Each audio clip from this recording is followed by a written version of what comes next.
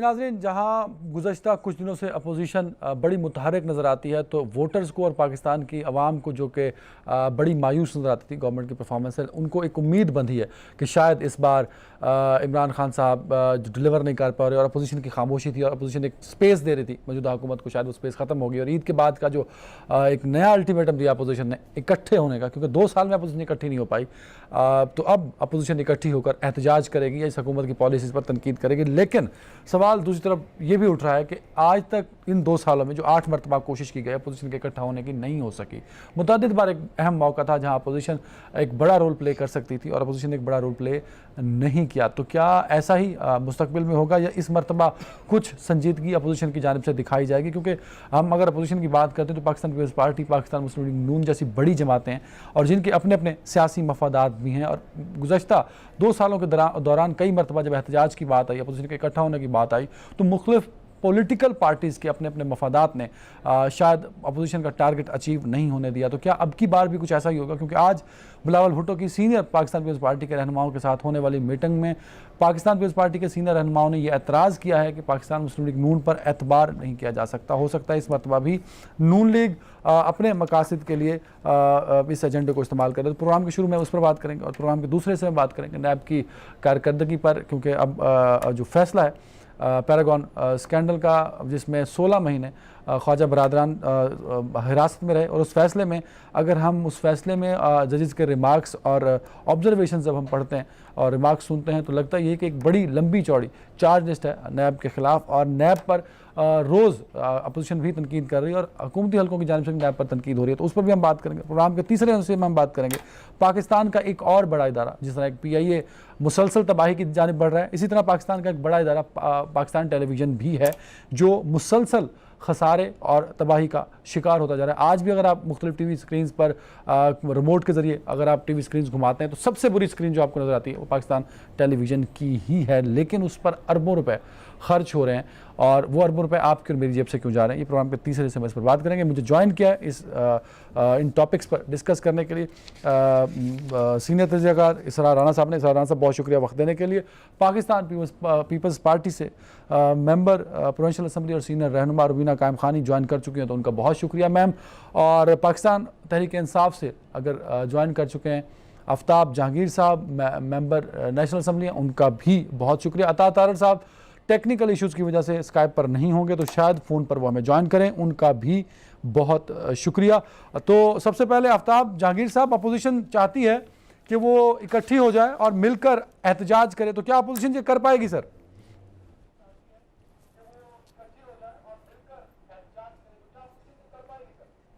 बिस्मिल्लाहिर्रहमानिर्रहीम। बहुत शुक्रिया अदनान कि आपने अपने प्रोग्राम में मौका दिया और काफ़ी दिनों बाद आपके प्रोग्राम में हाजिर हो रहा हूँ।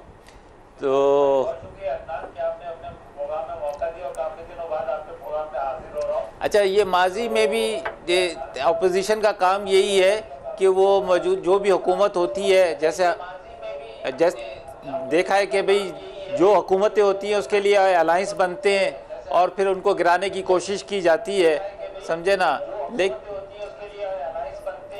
लेकिन मसला ये है आफ्ताब भाई आपकी आवाज़ डिस्टॉर्ट हो रही है, इनकी आवाज़ ठीक कीजिए। रुबीना कायम खानी साहबा, अपोजिशन की कोशिशें 2 सालों में रही लेकिन कामयाब नहीं हो सकी। क्या अपोजिशन का ये जो इत्तेहाद है जिसके लिए बिलावल साहब, शहबाज शरीफ साहब, मौलाना साहब नारा तो बुलंद करते हैं लेकिन प्रैक्टिकल इंप्लीमेंट नहीं हो पाता, क्या अब की बार हो पाएगा मैम? जी बिल्कुल, देखिए अपोजिशन ख़ास तौर पर पाकिस्तान पीपल्स पार्टी की एक हमेशा मतलब हमने कोशिश की है कि जो चार्टर ऑफ डेमोक्रेसी जिस तरह से शहीद मोहतरमा बेनज़ीर भुट्टो ने साइन किया था और मुख्तलिफ़ जमातों के साथ उसमें तमाम जमातें थीं और उसी को लेते हुए देखते हुए जो है हमारी कोशिश होती है कि हम जो भी जमहूरी हुकूमत हो या कोई भी जो इलेक्शन प्रोसेस के थ्रू जो अगर कोई हुकूमत आई हो तो हम उसको जो है वो टाइम दें और कुछ टाइम देखें कि उसकी क्या परफॉर्मेंस है। हम कोशिश करते हैं कि वो जो जमहूरियत जो एक है वो एक ट्रैक पे रहे और हमारी हद्दुल इम्कान कोशिश होती है कि किसी तरह से इस सिस्टम को डिस्टर्ब ना किया जाए। लेकिन अब देखिए कि जिस तरह से PTI की हुकूमत है और इन्होंने ये प्रूव कर दिया है कि ये वाकई सिलेक्टेड थे। हम जिस तरह से शुरू में कह रहे थे कि ये सिलेक्ट होकर आए हैं और बजाय इसके के अवाम के वोटों से आते, इन्होंने ये प्रूव कर दिया है कि इनकॉम्पिटेंसी और जो है वो इनमें जो कैपेबिलिटी की जो इशू है वो अवाम में अगर ये लोग होते तो ये कभी ना होता ये इशू। और आज बिल्कुल हम जो है वो क्योंकि अब मुल्क आप देखें कि आए दिन जो ख़ास तौर पर अगर आप इकॉनमी का देख लें पाकिस्तान की, या फॉरेन पॉलिसी देख लें, या कोई भी इदारे की जो है वो परफॉर्मेंस देख लें, तो वो बहुत ज़्यादा जो है इन 2 सालों में मुतासिर हुई है। अवाम जो है वो जहाँ पर पहले एक वक्त का या 2 वक्त का खाना खाते थे, अब वो उससे भी महरूम है। तो ये सारे इश्यूज़ हैं जो ख़ास तौर पर हमारे मुल्क में हैं, और उस पर हम पाकिस्तान पीपल्स पार्टी कोशिश कर रही है कि जो है वो जमहूरियत को भी हम डिस्टर्ब ना करें। ये सिस्टम में अगर ये कोशिश कर रहे हैं, आप तो कोशिश कर रही है आपकी पार्टी, पर सवाल हम जब मुत्तहदा बात करते हैं तो उसमें नून लीग और जमीयत उलमा इस्लाम और बाकी जमातें भी हैं जो अपोजिशन के बेंचों पर बैठी हैं। पाकिस्तान पीपल्स पार्टी के कुछ रहनुमाओं का एतराज़ है कि नून लीग शायद संजीदा नहीं है इस इत्तेहाद को लेकर। देखिए, हाँ बिल्कुल, जिस तरह से हम यही कोशिश कर रहे हैं कि ऑन पेज रहें, इश्यूज़ के ऊपर बात करें, उनको सॉर्ट आउट करने की कोशिश करें। अगर हुकूमत को बार बार हम बावर करवाएं, हमारी कोशिश रही है कि अगर देखें पाकिस्तान पीपल्स पार्टी के पास जितनी स्ट्रेंथ है और जिस आवाम की स्ट्रेंथ का हमने माजी में बहुत दफ़ा जो है वो बताया भी है तमाम लोगों को, मीडिया चैनल्स को, या जो भी अगर आप देखें तो जब भी एक अगर आप ट्रेन मार्च देखें या इस तरह की जो हमने मार्च किए, अगर उस वो आवाम का जिस तरह से जज्बा और जो एक जोश हमारे साथ रहा है, हम अभी भी डी चौक पे, अभी भी हम पार्लियामेंट को जो है वो वहाँ पर लोगों को बिठाकर और एक मजमा लगाकर हम कर सकते हैं कि जो है ये हुकूमत किसी भी तरह से पब्लिक एंड जमहूरियत। Got the point ma'am.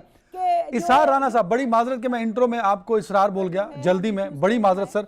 Isar Rana साहब आपकी जानिब आ रहा हूँ सर। सवाल जो मेरा बेसिक था वो मैंने रुबीना साहिबा से भी पूछा, आफ्ताब साहब से भी वही कॉन्टेक्स्ट था। लोगों का परसेप्शन ये है, और परसेप्शन नहीं है सर, रियलिटी है। जितनी मरतबा 2 सालों में कोशिश हुई, जो इत्तेहाद है वो हो नहीं सका सर। मतलब आप प्रेसिडेंट के इलेक्शंस देख लें, आप सेनेट के इलेक्शंस देख लें, सेनेट के दूसरे इलेक्शंस देख लें, तो बहुत बड़ा सवाल है सर अपोजिशन के लिए। देखिए, बात पता क्या है, अपोजिशन होती है जब आप असूली किसी मौक़िफ़ के ऊपर खड़े हों, और जो इस वक्त सूरत हाल है अपोजिशन जमातों की, ये सारे अपने अपने मुफादात के तहफ़्फ़ुज़ के लिए।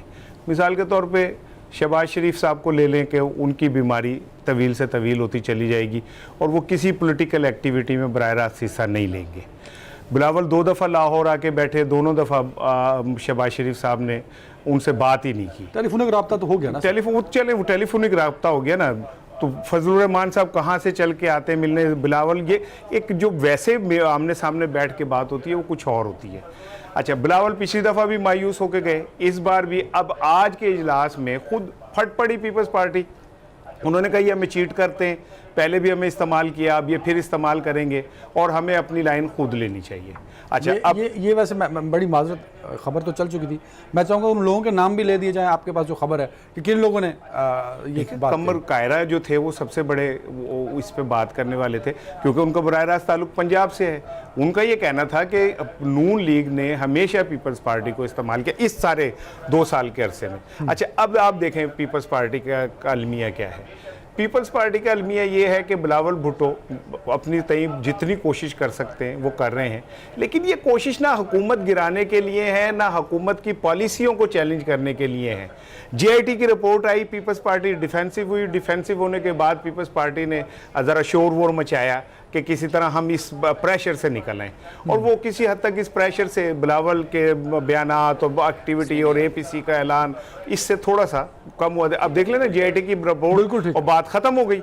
वो जो एक शोर मचा था, संजीदा नहीं है, आप ये कह रहे हैं। एक से एक जुमला और मैं कहूँगा। देखिए, पीपल्स पार्टी का ये क्लेम करना कि जी ये सिलेक्टेड गवर्नमेंट है, ये मैं बतौर सहाफ़ी मैं ये समझता हूँ कि इस सिस्टम के ऊपर जितने ज़्यादा सवालात सियासतदानों ने खुद अवाम के जहनों में पैदा किए, किसी ने नहीं किए।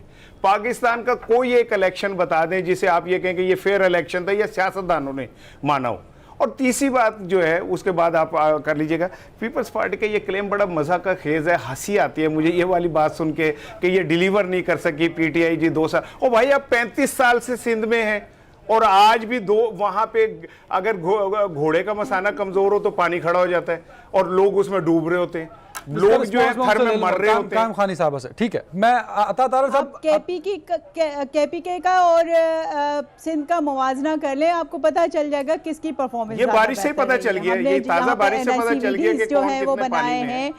ये सारी जगह है जी, ये सारी जगह है, ये पिशावर में भी है, ये लाहौर में भी है, ये सारी जगह है बारिश में। क्योंकि जो जाहिर सी बात है, जो खासतौर पर कराची में तो मेयर होते हैं, और हमने अभी पिछले दिनों जो है उनको जो है वो बजट में पैसा दिया है, लेकिन अब उनसे कोई, क्योंकि आपके अलाए हैं, एमक्यूएम तो आपके साथ बैठी है, आप उनसे सवाल कर नहीं सकते। इसार भाई कुछ पॉलिटिकल आदमी नहीं है, पे ही रुबीना सारा साहब वो नजर सहाफी है। हैं, वो तो आप PTI से लाहौर नहीं। में भी तो देखे ना, बुज़दार साहब पहले के और आज के लाहौर में मैं आपसे तफसीली जवाब ले लूंगा। अता तारड़ साहब देखें, अता भाई, अपोजिशन इत्तेहाद कर रही है और एपीसी बुलाने की बात की जा रही है ईद के बाद, लेकिन लोगों का परसेप्शन तो ये था कि नून लीग शायद संजीदा नहीं है या अपोजिशन सारी संजीदा नहीं है। आज पीपल्स पार्टी के सीनियर रहनुमाओं ने इस बात का खदशा जाहिर किया है कि नून लीग और शहबाज शरीफ साहब संजीदा नहीं है एपीसी को लेके, अपोजिशन के इत्तेहाद को लेके, या किसी बड़े एहतजाज जो हुकूमत के खिलाफ अगर अपोजिशन करेगी तो।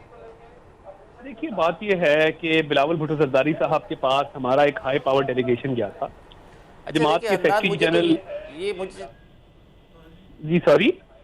जमात के सेक्रेटरी जनरल एहसन इकबाल साहब मौजूद थे। एहसन इकबाल साहब के साथ फॉर्मर स्पीकर अयाज सादिक साहब थे, ख्वाजा साद रफीक साहब तशरीफ लेके गए थे, और मेरा ख्याल है उसमें अभाम कोई नहीं था। बड़ी क्लियर बात हुई और टेलीफोनिक राब्ता बिलावल भुट्टो जरदारी साहब का और मियां शहबाज शरीफ साहब का भी हुआ, और इत्तेफाक हुआ कि ईद के बाद एपीसी बुलाई जाएगी और मुश्तरका लाहे अमल तय किया जाएगा।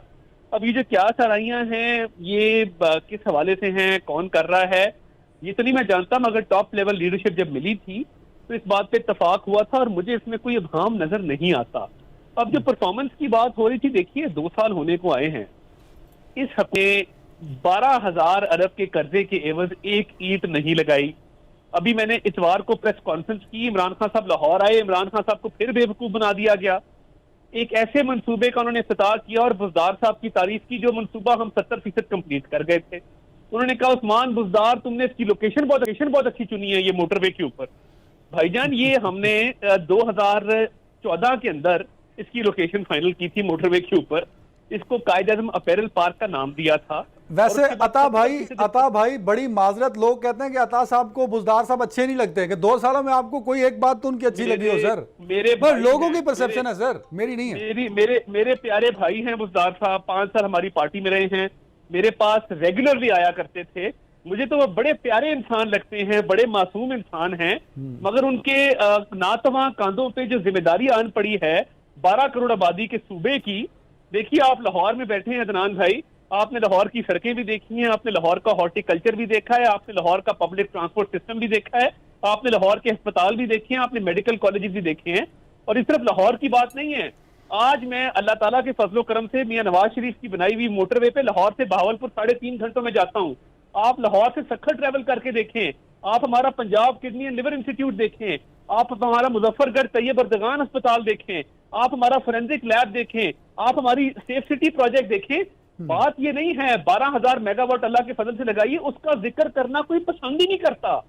अच्छा, मैं इसका रिस्पांस ले लूं। आपने तो एक लंबी चौड़ी लिस्ट बता दी ना। एक आखिरी बात जी अता भाई, जी आज अगर पसीने में शराबूर आप स्टूडियो में बैठे होते ना, और आज यहाँ पे बिजली ना आ रही होती, 2013 से पहले की लोड शेडिंग का आप सिर्फ एक दफा अपने जहन में लेके आए।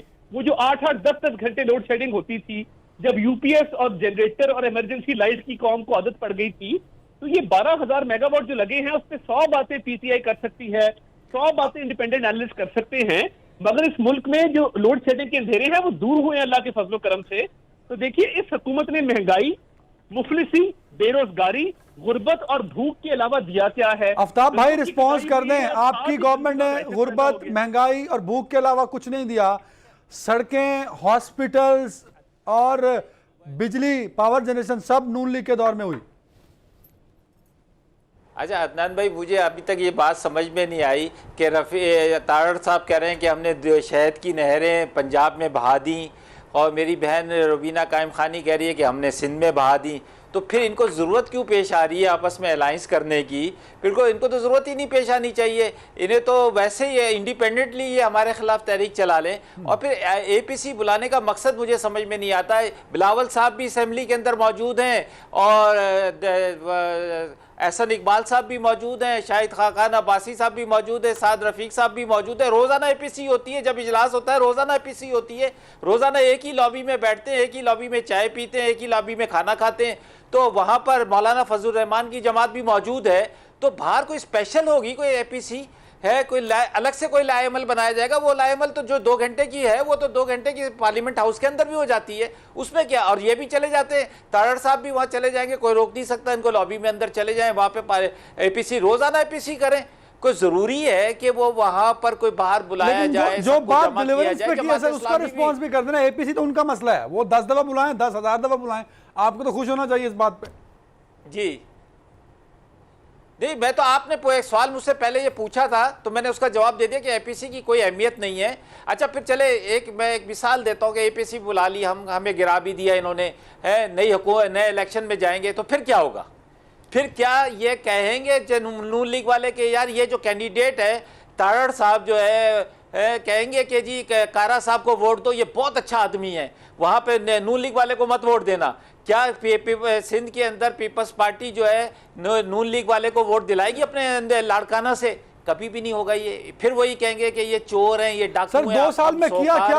अता भाई ये पूछ रहे थे सर, उन्होंने तो गिनवा दिया। अच्छा हम देखें, हमारा फैसला, हमारे हालात जो थे आपके सामने अदनान भाई, जिस हालात में ये मुल्क छोड़कर गए वो आपके सामने है। उसके बाद ये वबा आई है और बहुत सारे मसाइल हैं, लेकिन उसके बावजूद जब हम आवाम के पास जब आएंगे, आवाम फैसला करेगी कि हमने क्या किया क्या नहीं किया है। लेकिन अगर ये हर दौर में यही होता रहा है, ये ऑपोजिशन का काम यही है कि वो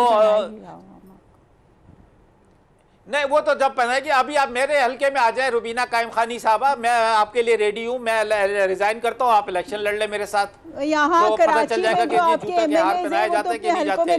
समझे ना? बिलावल साहब को कहे कि लाड़काना से रिजाइन करें, बिलावल साहब को कहे लाड़काना से रिजाइन करें, और NA 252 से इलेक्शन लड़ ले मेरे सामने, मैं भी रिजाइन करता हूं। दोनों एक ही टाइम पे रिजाइन करते हैं। उनसे कहें कि आ जाए, हम हल्के से लड़ेंगे ना, किसको जूतों के हार पड़ते हैं, जिसको नहीं भाई वो अपने हल्के से लड़ेंगे ना आपके सामने। किसी और के बच्चे पढ़ते हैं, इंसान के बच्चों के लिए तो स्कूल है ही नहीं, समझे ना? डिस्पेंसरी नाम की कोई चीज नहीं है। पूरे पाकिस्तान सूबे सिंध के अंदर 49,000 स्कूल हैं, जिसमें से 30,000 तो गोस्ट स्कूल हैं। आप क्या बातें कर रही हैं? जब आपसे बात करते हैं कहते हैं जी पूरे पाकिस्तान में हो रहा है। भाई पाकिस्तान की जिम्मेदारी आपकी नहीं है, आपकी सूबे सिंध की जिम्मेदारी है। सूबे सिंध के अंदर गटर उबल रहे हैं, सूबे सिंध के अंदर ये मसाइल है, सूबे सिंध के अंदर तालीम नहीं है, सूबे सिंध के अंदर परेशानी है, लोगों के पास हालात किसी को बात समझ नहीं आएगी। आफ्ताब लॉ एंड भाई ऑर्डर की सिचुएशन खराब है। पहुंचा दिया है कि पाकिस्तान की एयरलाइन हो या कोई फॉरेन पॉलिसी हो, कुलभूषण जो है उसका कोई इशू हो, सारी पॉलिसी मौजूद है।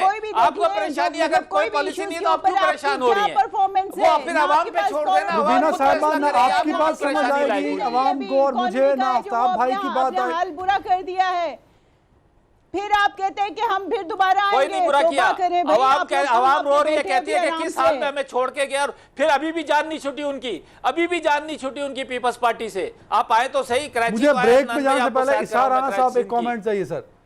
तनकीद दोनों तरफ से होती है कि वापस पाकिस्तान पीपल्स पार्टी आए, बेनजीर इनकम सपोर्ट जैसे प्रोग्राम लेकर आए। नहीं, एहसास प्रोग्राम जितना बड़ा प्रोग्राम दे ही नहीं सकी। बेनजीर इनकम सपोर्ट में तो आपके वजीर पैसे लेते रहे। सर मैं रिस्पांस ले लूंगा। आप लोगों ने पता नहीं क्या झूठी सच्ची बातें फैला के लाने वाले पैसे हम थे, गरीबों को देने वाले हम थे। आप लोग तो बिना वजह अपना झंडा लगा रहे हैं। आप लोगों के पास है क्या? आपके ड्राइवर आपके मवेशी पैसे लेते रहे। और एहसास प्रोग्राम करके आप लोग चंद लोगों को जमा करके और कहते हैं हमने ये पैसे दिए। आप क्या कहते हैं एंकर हो, हम अवाम हैं, और हमारे सामने आप देखें कि ये किस तरह लड़ रहे हैं, और जिनके लिए कुछ होना चाहिए उनके लिए कोई इनके अंदर इत्तेहाद नहीं है। वो पीपल्स पार्टी का थर हो, वो लाहौर हो, वो KPK का पिशावर हो, गरीब आदमी जो है उसने भूखा मरना है। वो नवाज शरीफ की हुकूमत हो, अभी तारड़ साहब कह रहे थे कि जी इफ्तिताह जो है वो इनके मनसूबों का कर रहे हैं, तो ये भी परवेज़ इलाही के मनसूबों के ऊपर अपनी तख्तियाँ नहीं लगाते रहे।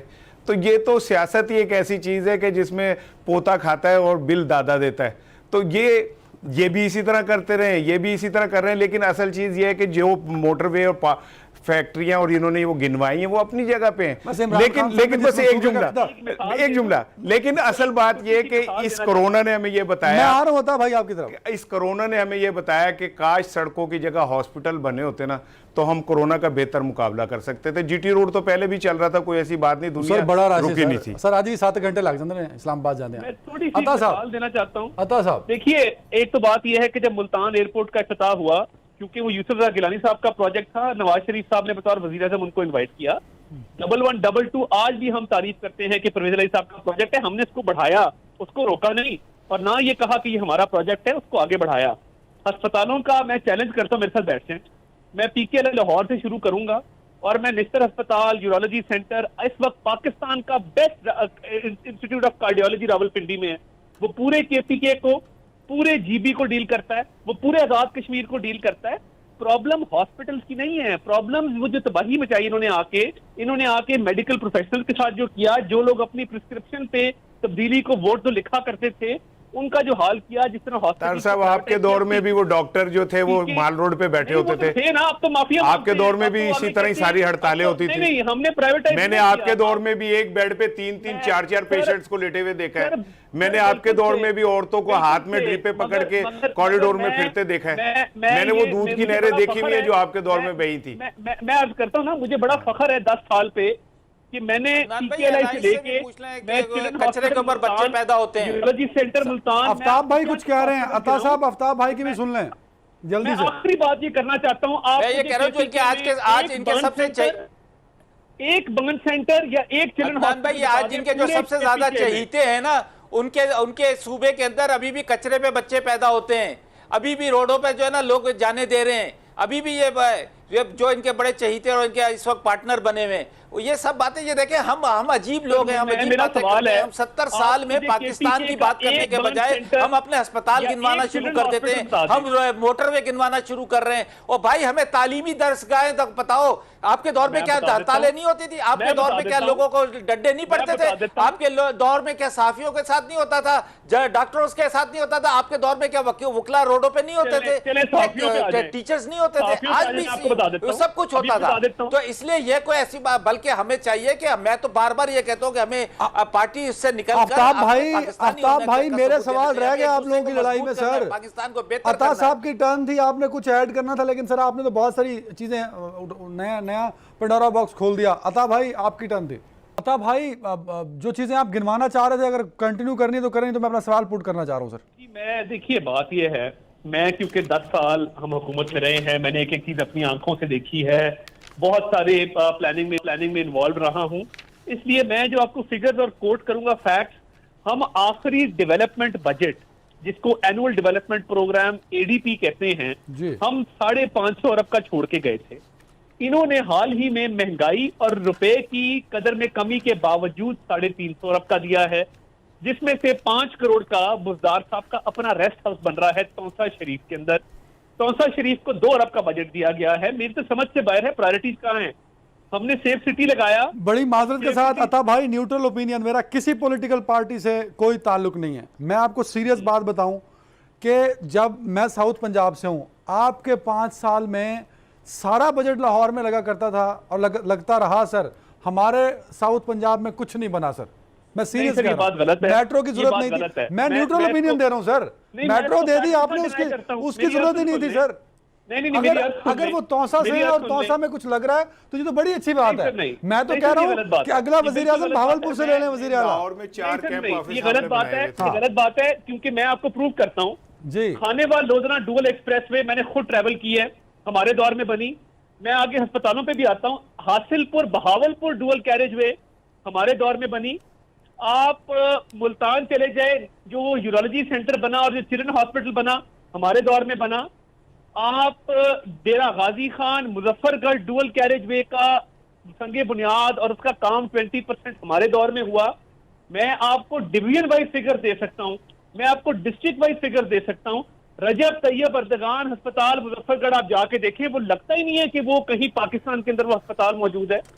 और इसार साहब कुछ कंट्रीब्यूट करना चाह रहे हैं सर, इसार भाई इस पे कंट्रीब्यूट, मैं हट गया हूं, मैं इस पे मतलब मैं इस पे डिबेट कर सकता था, बट बीइंग एन एंकर मैं नहीं कर सकता। मैं कभी एनालिस्ट के तौर पे आपके साथ बैठा तो I will explain with you. आपको प्रोजेक्ट तारक साहब मुझे सिर्फ आप इतना बता दें, आपको 5 करोड़ पे एतराज है वजीर आला के, मैं उनको कोई तर्जुमान नहीं हूँ, सिर्फ ये बता दें कि बतौर वजीर आला पंजाब और वजीर आजम मियाँ नवाज शरीफ ने अपने घर जाती उम्रा पे कितने पैसे सरकारी खर्चे, और लाहौर में वजीर आला के कितने कैंप ऑफिस थे और उनके ऊपर उठने वाले खराजात कितने थे। मैं उनका कोई तर्जुमान नहीं हूँ, वो तो एक सादा बंदा है यार। अगर वो 5 करोड़ खर्च, 5 करोड़ तो आपने उस सड़कों पे खर्च दिए थे जो जाती उम्रा को जा रही थी रायविंड की, 3 दफा उखड़वा के नहीं बनवाई थी आपने। आप तो यार सादगी का दर्श ना दें। आप बहुत अच्छा बोलते हैं, मुझे पता है आप वकील हैं, आपके पास आर्गुमेंट्स आपने तैयार किए होते हैं, बतौर पॉलिटिशियन तो नहीं आप बोल रहे, लेकिन इसके बावजूद भी मेरी गुजारिश सुन लें जी। 5 करोड़ के लिए जाती रेस्ट हाउस बनाना बिल्कुल बहुत बड़ा जुर्म है। शहबाज शरीफ साहब के जितने कैंप ऑफिस थे वो ऑलरेडी कंस्ट्रक्टेड थे। बिजली का बिल, गैस का बिल उनकी जेब से जाता था, टेलीफोन का बिल उनकी जेब से जाता था। मेरे पास रसीदें मौजूद हैं, अगर आप मुझे कहेंगे ना भाईजान, मैं रसीदें लेके आपके घर आके आपको दिखा जाऊंगा। गाड़ी में पेट्रोल उनकी जेब से डलता था। कभी उन्होंने ये नहीं किया कि मैं मॉडल टाउन से पूरा शाहाना प्रोटोकॉल लेके पूरी सड़कें बंद करवा के, रूट बंद करवा के मॉडल टाउन से मैं 7 क्लब जाऊं। मेरे पास तो सारे फैक्ट्स एंड फिगर्स हैं। वो तो मॉडल टाउन में जहां उनका घर था उसके इर्द गिर्द के सारे ग्राउंड आपने बंद करवा दिए थे, वहां पे आपने पुलिस बिठा दी थी। अता भाई मेरा एक मैच कैंसिल हुआ था। अता भाई मेरा एक मैच भी कैंसिल हुआ था क्योंकि वहां रिहाइश थी। सारी ग्राउंडों के ऊपर पुलिस जाके बैठ गई थी। आप सादगी की बात कर रहे हैं। आपको सरकारी ग्राउंड की भी मिसाल दे देता हूं। उन्होंने अपने घर के बिल्कुल साथ एक ग्राउंड था जिसको जब women's cricket team Asia cup जीत के आई, उन्होंने कहा जी हमारे पास ग्राउंड नहीं है। उन्होंने उसी वक्त पैसे सैंक्शन किए, पहला विमेन क्रिकेट ग्राउंड और ट्रेनिंग एकेडमी बनी। वो बुजदार साहब की हुकूमत ने आके गिराई है। मलबा आज भी गिरा है, मैं आपको दिखा देता हूं। आप मुझे बता दें कौन से सरकारी ग्राउंड पे कब्जा हुआ है। हाईकोर्ट ने कब्जे छुड़वाए, हाईकोर्ट ने सारे वहां से आपके पुलिस वाले उठाए यार, ये तो ना करें ना आप, ये तो ऑन रिकॉर्ड बात है, ये तो मीडिया में। अच्छा आफ्ताब भाई कुछ ऐड करना चाह रहे हैं? आफ्ताब भाई जल्दी से, मैंने रुबीना साहबा की तरफ जाना है। आफ्ताब भाई। अच्छा मैं ये कह रहा हूं कि अदनान भाई इनके पास सारी रसीदें मौजूद हैं, अदनान भाई इनके पास सारी रसीदें मौजूद है, तो इन्हें कतरी खत की जरूरत क्यों पेश आई? उस जरे मैं आपको एक्सप्लेन कर देता हूं। नहीं अता भाई नहीं, अगर मैं उस पर भी बिल्कुल मेरे पास सारा लीगल डेटा मौजूद है। कतरी खत की आप बात करते हैं, बात यह है नवाज शरीफ साहब को इकामे पे निकाला गया और ये कह के कि बेटे से तनख्वाह क्यों नहीं ली। कोई करप्शन का इल्जाम नहीं है, करप्शन के अलावा कोई ठेके में किकबैक का कमीशन का इल्जाम नहीं है। उसके बाद 3 रेफरेंस बने थे, फ्लैगशिप में बरी हुए। बेटे में वो जो 14 साल की उम्र में तनख्वाह दे रहे हैं बाप को, मेरा बेटा जो 18 साल का हो गया मुझसे पैसे मांगता है। मैं आपको अर्ज कर देता हूँ ना, मियां मोहम्मद शरीफ ने इत्तेफाक ग्रुप ऑफ कंपनीज की बुनियाद 1940 सर मियां मोहम्मद शरीफ ने 14 साल के बच्चों को दे दिया है। यहाँ पे भाई, यहाँ पे तो 14 साल के बच्चों को समझ ही नहीं आ रही कि वो करे क्या। आप कंपैरिजन कर ही नहीं सकते क्योंकि वो पॉलिटिक्स में आए 1985 में। कर सकता हूँ ना, जो कहते हैं अल्हम्दुलिल्लाह, जो कहते हैं अल्हम्दुलिल्लाह ये सब हमारा है। बहन कह रही है ये हमारा नहीं है, भाई कह रहे हैं अल्हम्दुलिल्लाह ये हमारा है। मुझे गुजारिश तो करने दे। 1970 में पाकिस्तान में जितने थ्रेशर बन रहे थे, जितने हार्वेस्टर बन रहे थे, जितनी मोटर पंप्स बन रही सर, थी, जितने रोडें बनी उनकी कमीशन गई, जितने अस्पताल बने उनकी कमीशन, इसीलिए रोडें बनाई जाती हैं, इसीलिए सारा कुछ किया जाता है। सारा लाहौर के अंदर लगा के उसका सारा पैसा इल्जामात सर कई सालों से सुन रहे हैं। रुबीना कायम खानी साहबा, आपकी स्टील मिल है तो तरक्की करती गई, कौम की स्टील मिल का क्या हशर कर दिया आपने? नहीं, हमने कम से कम आटा, चीनी और रुबीना कायम खानी साहबा। और सर आटा चीनी आपके दौर में भी था। मुझे वो दौर भी याद है कि जब बेनजीर ट्रक में खड़े होकर आटा बांट रही होती थी लोगों को, कहती थी कि सारा आटा खा गया ये हफ्ते इत्तेफाक फ्लोर मिल्स वाले। सर 125 अरब की बीआरटी आपकी खुद ही पड़ी है, खड्डों से भरा हुआ है। 2 अस्पताल आप केपी के में बना सर वो पड़ी है, वो आप वो उसका भी वो हो जाएगा। लेकिन जिसने गलत काम किया, जो भी गलत जिसने किया उसको, मैं ये कहता हूँ कि जिसने गलत काम किया उसको सजा मिलनी चाहिए। आप भी कहें कि जिसने गलत काम किया उसको सजा मिलनी चाहिए। रुबीना कायम साहब आप वकील हो, मैं ये कहता हूं कि भाई जिसने गलत काम किया है उसको सजा मिलनी चाहिए और उसका अता भाई अगला सवाल फोरम से उसका ताल्लुक ताउन का वो सर टाइम खत्म हो रहा फॉरेन फंडिंग है। रुबीना कायम खानी साहिबा, आप क्यों उसको राज में रखना चाहते हैं? अपोजिशन को आपका इकट्ठा करने का जो इनिशिएटिव है वो बिलावल साहब की जानिब से इस मरतबा लिया जा रहा है, मुख्तलिफ शहरों में वो मूव भी कर रहे हैं, तो आपको लगता है कि बिलावल साहब अगर जो खदशात जाहिर हो रहे हैं और आपकी पार्टी के लोग भी कह रहे हैं कि नून लीग संजीदा नहीं और अपने मफाद के लिए हमेशा काम करती आई है, तो अगर इस मरतबा फिर नून लीग धोखा दे गई या बैकफुट पर चली गई तो पीपल्स पार्टी की पॉलिसी क्या होगी? क्योंकि सिंध गवर्नमेंट को लेके वहाँ की अपोजिशन जमात जो है, पाकिस्तान तहरीक इंसाफ, फिरदौस शमीम नकवी साहब जो हैं वो आए रोज प्रेस कॉन्फ्रेंसेस करते हैं आपके खिलाफ, तो आपके लिए भी एक बड़ा टफ टाइम है सिंध के अंदर भी, तो क्या आप एहतजाज करेंगे? जो बिलावल साहब कह रहे हैं उस पर उस प्लान पर अमल होगा? बिल्कुल, देखें अभी जी बिल्कुल, बिलावल साहब क्योंकि पाकिस्तान पीपल्स पार्टी और पाकिस्तान पीपल्स पार्टी की लीडरशिप हमेशा उसकी कोशिश रही है कि अवाम के इश्यूज़ के ऊपर बात करे, और जब अवाम की दुख रग पे जब हाथ रखा जाता है या कोई भी जो है वो आप देखें कि इनकॉम्पिटेंसी या डिक्टेटरशिप जब भी आती है तो पाकिस्तान पीपल्स पार्टी ने ऐसे अनासिर का डट कर मुकाबला किया है। नून लीग की एक अपनी सोच है, जब भी हमने हमेशा उनको दावत दी है वो आए हमारे साथ, हमारा जो है वो दरवाज़ा खुला है हमेशा उनके लिए। लेकिन आप देखें कि जो आज मुल्की हालात है, नून लीग या पीपल्स पार्टी या कोई JUI या किसी और जमात की बात नहीं है, ये अवाम के इश्यूज़ हैं। आप देखें जब PTI आई थी तो PTI ने कहा कि हम जो है वो बाहर से इन्वेस्टर्स लेकर आएंगे, हम 200 अरब लेकर आएंगे, लेकिन बदकिस्मती से 200 अरब तो नहीं आए।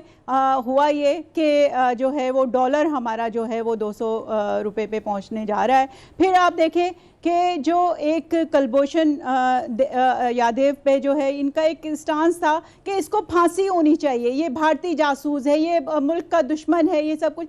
आज क्या हो रहा है? आज मतलब इन्होंने तो बिल्कुल अवाम के जो है वो उम्मीदों पे पानी फेर दिया है कि जो जिसकी ये फांसी का मुतालबा करते थे आज उसके लिए जो है वो उसके बचाव के लिए सदारती ऑर्डिनेंस लेकर आ रहे हैं। तो ये कहाँ से आप देखें, एक और चीज ऐड कर दीजिए रुबीना साहब, एक चीज और भी ऐड कर दीजिए। 820 रुपया जो कर्जा था आज 43% जो है उसमें इजाफा हुआ है। तो मैं ये कहूंगी कि एक और चीज रुबीना साहब जल्दी से, मैं कंप्रिहेंसिव जवाब ले लूंगा अपने अगले पार्टिसिपेंट से। शाम क्या बात एक सवाल और ले लीजिए। देख ले हमारे जर्नलिस्ट जो है वो अगवा हो रहे हैं, उनको जो है उठा के लेके जाया जा रहा है। रुबीना साहब एक सवाल ले लीजिए मेरा, मैं अगला कौन सा मेरा एक सवाल भी ऐड कर लेना इसमें। बिलावल साहब ने कहा है पंजाब में आपकी जो रहनुमा जो लीडरशिप पंजाब की है कि वो बुज़दार साहब की नाअहलियों को अवाम के सामने उजागर करें, तो पंजाब टारगेट क्यों है? बुज़दार क्यों टारगेट बन गया बिलावल साहब का और पीपल्स पार्टी का? देखिए मैं ये कहूँगी कि पंजाब जो है आबादी के लिहाज से हमारा एक बड़ा सूबा है और वहाँ पर हमेशा से हमारी ख्वाह वो सिंध हो, पंजाब हो, बलूचिस्तान हो, KPK हो, हमारी पाकिस्तान पीपल्स पार्टी की हमेशा ख्वाहिश रही है कि वो तरक्की करे। बुज़दार साहब एक मैं ये कहूँगी कि वो इस वज़ीर आला की अहलियत ही नहीं रखते, वो इस ओहदे की अहलियत ही नहीं रखते। लेकिन जिस तरह से इमरान खान को हमारे ऊपर मुसल्लत कर दिया गया है, इसी तरह से आप देखें जो जिनके पास जो PTI के पास सूबों की हुकूमतें हैं वहाँ पर इसी तरह के इनकॉम्पिटेंट, मतलब मुझे समझ नहीं आता कि उनकी incompetence is a big issue. ठीक है, okay, got the point. Aftab भाई, बुज़दार साहब इनकॉम्पिटेंस हैं, आप लोग डिलीवर नहीं कर सके, जाना चाहिए, अवाम तंग है आपसे। दीज आर द एजेंडास जिस पर अपोजिशन और पीपल्स पार्टी एहतजाज करेगी। आफ्ताब भाई साहब का कहना कि हमें जो है वो अच्छा अदनान भाई, अभी पिछले दिनों कादर पटेल साहब ने, अदनान भाई अभी पिछले दिनों कादर पटेल साहब मुख्तलिफ चैनलों की जीनत बनते थे क्योंकि उनके मुतालिक जब खबरें चली है उज़ैर बलोच के हवाले से, तो जब कायम अली शाह साहब के बारे में पूछा गया तो उन्होंने कहा वो तो उनको तो कुछ पता ही नहीं होता था, उनको तो याद ही नहीं रहता था, वो तो अपने घर का रास्ता भी भूल जाते थे, उन्हें तो पता ही नहीं होता था वो किससे मिले किससे नहीं मिले, वो वजीर आला रहे, समझे ना। वो इनकॉम्पिटेंट की बात कर रहे हैं बुज़दार के बारे में, देख जिनके कायम अली शाह साहब जैसे वजीर आला रहे और लॉन्ग पीरियड रहे। अच्छा दूसरी बात ये वो पार्टी के पुराने वर्कर मैं आपको एक बात बताऊं कि जी मोमिन एक सुराग से बार बार नहीं डसा जाता। आप जो बार बार जा रही है नून लीग की तरफ, नून लीग आपको आप बार बार उनसे धोखा ही खाएंगी। और वो नून लीग वाले भी कहते हैं कि जी ये भी इनसे कभी वफा की उम्मीद नहीं है पीपल्स पार्टी से। ऐसी बात नहीं है भाई, मैं आपको कहता हूँ आप अपना काम करें और बेहतर करें अपने सूबे को। बात जहांगीर करें साहब आने का वाले जवाब ले इलेक्शन लूं में, प्लीज। अगर जहांगीर आपको साहब का टर्न है जी। जहांगीर साहब जी। आफ्ताब भाई, मैं ये कह रहा हूँ कि रुबीना साहिबा को चाहिए कि कॉम्पिटेंट की बात ना करें। इनके कादिर पटेल साहब ने बड़ी तफसील से बताया कायम अली शाह के बारे में कि उन्हें यही नहीं पता होता था कि वो बिलावल हाउस में या वो उज़ैर बलोच के घर में बैठे हुए हैं। वो उज़ैर के बलोच के घर में बैठे होते थे, बोलते थे मैं तो अगर कादिर पटेल साहब ने ये बात कही है तो मैं तो इस ये चीज़ कादिर से पटेल ने agree बताया, नहीं मैं नहीं कह रहा। अच्छा, दूसरा आपने दूसरा जिन्होंने ये भी कि की है, देखिए, लेकिन बार वो बार एक कॉम्पिटेंट सुराग थे, से कोई एक नहीं सीनियर डसता। वर्कर थे देखिए, पाकिस्तान पीपल्स पार्टी के, उन्होंने सर्व किया है कितनी दफा भी पिछले दिनों मैंने सुन रहा था तारड़ साहब की पार्टी के रहनुमा बात कर रहे थे, जो अल्फाज और जो जुमले वो पीपल्स पार्टी के बारे में कहते थे, और पीपल्स पार्टी वाले जो जुमले और जो अताब बातें भाई ये नून लीग के देखें, बारे में कहती पता हैं। ये पॉइंट आप बोलेंगे ना तो अताब भाई को बोलने की जरूरत नहीं पड़ेगी। मैं खुद बता दूंगा कि शेख रशीद के बारे में इमरान खान साहब ने क्या कहा, परवेज इलाही साहब के बारे में क्या कहा, एमकेएम के बारे, मतलब ये it is a part of the Pakistani politics sir. Drop it. वो बिल्कुल आपकी सही बात Come है। forward, मैं आपको sir, उसकी- मेरे सवाल पे मैं ये तो point उसकी पे बात ही answer नहीं है। कर forward रहा। पे देखिए, मैं ये कह रहा हूँ कि बात ये नहीं है अदनान भाई, बात ये नहीं है। बात ये है कि शेख रशीद के बारे में हम बात करते थे, लेकिन शेख रशीद आज हमारे साथ है। हाँ, अगर शेख रशीद भी ये कहे कि जी मैं जा रहा हूँ पीपल्स पार्टी के साथ मिलकर तहरीक चलाने के लिए, जैसे अभी ये दोनों चला रहे हैं, तहरीक चलाने की बातें कर रहे हैं मौलाना फजल, पहले ये तो तय कर ले कि इनका इस तहरीक का अमीर कौन होगा। वो शहबाज शरीफ साहब होंगे, वो मौलाना फजलुर रहमान साहब होंगे, या बिलावल साहब होंगे। ये पहले आपस में तो तय कर लें कि इस तहरीक को कायद, इसकी लीडरशिप किसके हाथ में होगी आने वाले इलेक्शंस के अंदर। सर कौन इसको अपोजिशन लीड का करेगा, लीडर कौन अपोजिशन प्राइम लीडर मिनिस्टर होता है का आफ्ताब कैंडिडेट भाई। होगा। जिस तरह आप अपोजिशन में थे खुर्शीद से, इसको ये मान ले, ये कहे ये बैठी है रुबीना साहिबा बैठी है, कहे कि जी हमारा लीडर शहबाज शरीफ है, ये मान ले। नहीं पार्टी लीडर तो ये मान ले कि उनका शहबाज बिलावल ही शरीफ होगा हमारा ना, लीडर सर। है। हमारा लीडर है, और सर कैसे मान आगे सकते भी हैं? कोई भी issues पे हो, अगर वो अच्छा, एज इलेक्शन के साथ लीडर की लड़ेंगे, उधर ये प्रेजेंस इलेक्शन होनी भी है क्या, तो वही इलेक्शन भी करेंगे ना, अलायंस उसको के लीड जरिए तो करें। लड़ेंगे। ये भी पूछ लें इनसे। नहीं, इलेक्शन भी आप आपकी तरह अलायंस ये के जानिए कि जरिए हम हर लड़ेंगे। किसी को अपना लीडर मान लें। सेकंड्स में टाइम रह चुका है सर, आखिरी सेगमेंट में। हाँ भाई, मैं सिर्फ बात ये करना चाहता हूँ कि ये बीआरटी बनाए ना बनाए, ये कर्जे ले ना लें, ये बिजली बनाए ना बनाए, मगर खुदा का वास्ता है चीनी 85 रुपए है, आटे का 40 किलो का थैला जो 1400 रुपए में मिलना चाहिए 2200 रुपए में मिल रहा है। 1 करोड़ नौकरियां देनी थी, 1 करोड़ 20 लाख अफराद बेरोजगार हो गए हैं। महंगाई, बेरोजगारी, गुर्बत, मुफ्लिसी ने बुरा हाल कर दिया। खुदा का वास्ता है एक आम आदमी के सोचें, एक आम आदमी की जिंदगी का सोचें। हर चीज 2 साल में तबाह करके रख दी है। ये एक दिन और भी कंटिन्यू करते हैं, हर गुजरते दिन के साथ इनका नुकसान है। इन्होंने कुछ नहीं किया इस मुल्क के लिए, ना इनका कोई इरादा है। बिल्कुल सही। अता भाई बहुत शुक्रिया। मैं इसहार आपकी जानिब आ रहा हूँ। एक है सरकारी टीवी जिसको पीटीवी कहते हैं, जो हमारी यादों में बसा है, हमारे जहनों में बसा है, जो हमारी तरबियत में बसा है सर, वो अरबों रुपए में चल रहा है सर। मतलब तमाम चैनल जो 100 से ऊपर हैं उनका बजट मिला लीजिए और सारे पीटीवी का मिला लीजिए पर मंथ का, तो पीटीवी उनके 70% बजट पे आ रहा होता है सर। वजह क्या है कि फिर भी पूरा नहीं हो पा रहा सर? एक तो बात ये कि जो हम पूरा पाकिस्तान पैसे दे रहा होता है ना, 35 रुपये, वो पीटीवी को नहीं दे रहा होता, वो पीटीवी का हक ही नहीं है। वो तो टेलीग्राफिक एक्ट के तहत जो आप सेट रखते हैं ना, ये उसके पैसे हैं। अच्छा, फिर अगर ये पैसे रखते कौन सा रखते हैं? जो टीवी सेट रखते हैं आप, अच्छा, ये उसके 35 रुपए हैं, ये पीटीवी के नहीं है। पीटीवी को तो ग्रांट दी जा रही है हुकूमत की तरफ से। अच्छा, अब ग्रांट जब सारे पैसे पीटीवी के पास नहीं जाते, आप नहीं जा रहे हैं, जो नहीं जाने चाहिए, ये सारे ग्रांट के नाम पे पीटीवी को दे देते हैं। भाई ग्रांट तो जब आप किसी को दे रहे होते हैं उसका एक तरीकेकार होता है। आप ग्रांट देते हैं, उसका खर्चा पूछते हैं, एक कमेटी बनी होती है, एक वजारत ख़जाना की, फिर वजारत इतलात की। ये तो यहाँ तो कुछ भी नहीं है। देखें, ये साबित हुआ कि 2 लोग ना, खान साहब उनके पीछे पूरी तरह खड़े, एक बुज़दार साहब हैं और एक अरशद खान साहब हैं। अरशद खान साहब पे 2 विफाकी वज़रा जो हैं कुर्बान हो चुके हैं अब तक, मुशीर अलहदा से हो चुके हैं। अच्छा, फिर वजह क्या है, इतने खास इतने स्पेशल क्यों है? मैं इस पे कुछ नहीं कहना चाहता, लेकिन एक बात मैं आपको बताऊं, आप पीआईए के तो तैयारों को और उनके पायलटों के तो जालियों को तो पकड़ रहे हैं आप। जब फवाद चौधरी ने यह कहा कि पीटीवी के अंदर जो जाली डिग्री होल्डर हैं उनके खिलाफ कार्रवाई होगी, तो उसको निकाल के बाहर कर दिया, और फिर उसके बाद फिरदौस आशिकवान रोती हुई चली गई। मुझे नहीं आज तक समझ आ रही कि पीटीवी ऐसी, उसमें कौन सी, अगर आपने ग्रांट ही देनी है तो फिर आप सर क्यों देनी है? 110 चैनल चल रहे हैं 38 अरब रुपए में, अकेला पीटीवी कहता है मुझे 22 अरब दो। मैं ये कह रहा, आप सुनो ना, अगर आपने ग्रांट देनी है तो आप शालीमार नेटवर्क को भी दें, वो सरकारी इदारा नहीं है। आप एपीपी को भी दें, वो भी सरकारी इदारा नहीं है, वहां पे भी तो लोगों के मसाइल हैं, वहां भी तो लोगों को मुश्किलात का सामना है। आप पीटीवी पे नवाजिशें किए जा रहे हैं और आउटपुट क्या है?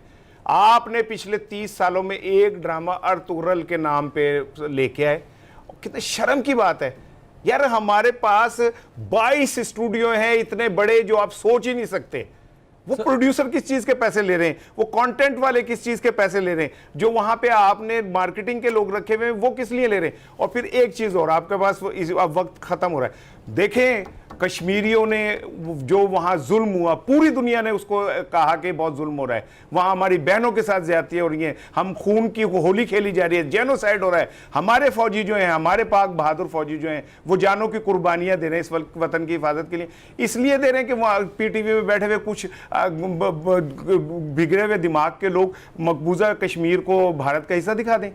कहां गया हमारा नैरेटिव जी, कौमी में नैरेटिव? क्या किया आपने उसके उन लोगों के खिलाफ? इसलिए कि वो सारे चिट्टी चमड़ी वाले और बाहर के।